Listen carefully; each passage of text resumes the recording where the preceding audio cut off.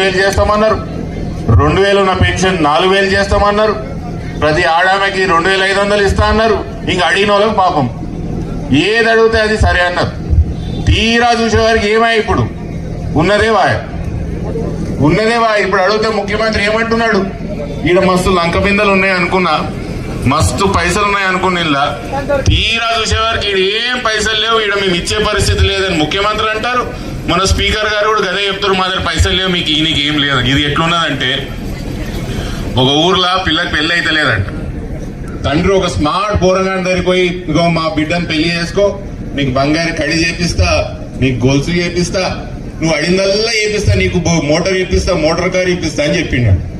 తీరా పిల్లగాడిన మీ పెళ్లి చేసుకున్న తర్వాత అల్లుడు పెద్ద మనిషికి అడిగితే ఏమై మామ నా కడి ఏమేమాయి గొలుసు ఏమాయి అంటే, అల్లుడు అప్పుడు సుండికి స్మార్ట్ గా అనిపించిన వాడు ఇప్పుడు నీకు బట్టతలు వచ్చింది. మళ్ళీ మళ్ళీ పాపం అల్లుడికి మంచిగానే ఉన్నాడు, బట్టతలు ఏం లేదు. ఇప్పుడు ఈ మామకి కనిపించింది అన్న బట్టతలు. గట్ల తెలంగాణ రాష్ట్రంలో మంచిగా ఉన్న తెలంగాణ రాష్ట్రం, ఏం అప్పులు లేవు, ఏం లేవు. సంవత్సరం కిందటి లేని అప్పులు ఇప్పుడు వస్తాయి.